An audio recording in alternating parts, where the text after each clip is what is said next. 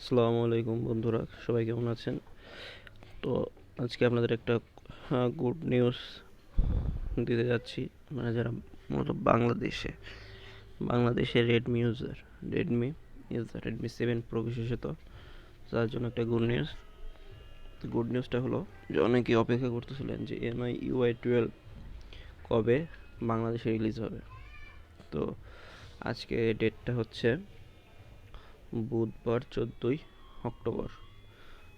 তো আজকে সকালে আমি ঘুম থেকে উঠে দেখি MI UI 12 আপডেটটা অলরেডি চলে আসছে বাংলাদেশে।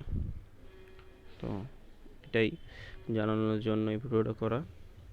দেখেন, ও আগে সবাইকে দেখাই দিই আমার ডিভাইসটা।